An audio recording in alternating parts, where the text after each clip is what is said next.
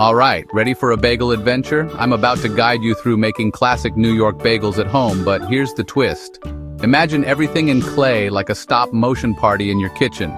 If you've got flour and a little patience, you'll be rolling, boiling, and baking your way to chewy bagel bliss. Let's kick things off with the dough. Picture a big, happy ball of flour, water, yeast, sugar, and salt, all smooshing together in a clay bowl.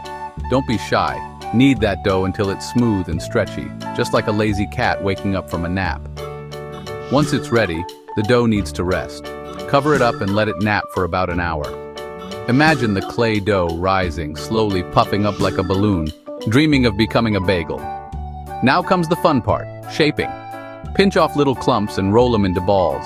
Then poke your finger through the center and swirl it around until you get that classic bagel shape. In claymation, these guys look like tiny life preservers for a mouse. Here's the secret to a real New York bagel boiling. Drop your bagels into a pot of bubbling water for a minute or two. Watch them float and puff up like they're having a spa day.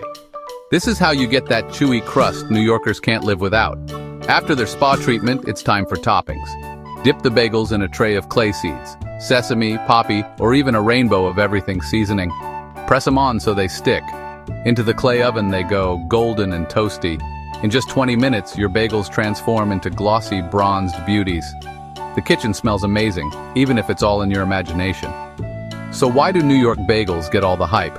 It's the boiling, sure, but it's also the attitude. These bagels are tough on the outside, soft in the middle, and always ready for cream cheese. Making them at home is a little messy, a lot of fun, and totally possible, even if your only supplies are clay and a dream.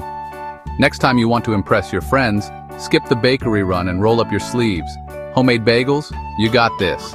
And who knows, maybe your claymation bagel story will inspire someone else to give it a try. Thanks for joining me in this doughy adventure.